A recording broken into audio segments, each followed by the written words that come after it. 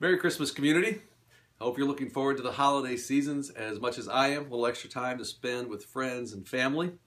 And I thought instead of sending out the usual email that I just make this short video to personally invite you to one of our 25 different Christmas Eve services at our 13 different locations all across the Chicagoland area in city and in suburbs.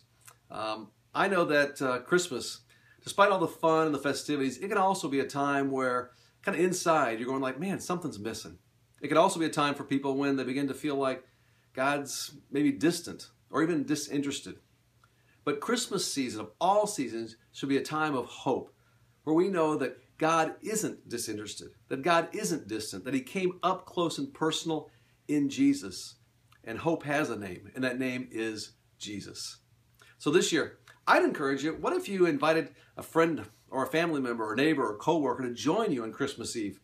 I know every year I try to do that, and almost every year I'll hear from somebody, maybe it's a week or a month later, they'll get back to me and they'll say, you know what, it was at Christmas Eve that I found hope. It was at Christmas Eve that I took my first steps. It was on Christmas Eve that I found my way back to God. Wouldn't that be cool if you had the opportunity to invite someone close to you and that's what happened for them? So why don't you do that? One of the things I did, about a month ago, I sent you a letter, and in that letter you got an envelope and a card here that's called Stories of Hope, My Story of Hope, and we've been getting a lot of these in, and they've been super encouraging. If you would, I'd love to still hear from you and hear your story of hope, how God brought hope into a hopeless situation maybe for you. And if you don't have this card, just shoot me an email, or maybe fill out another little card and stick it in the mail. We'd love, love, love to hear from you.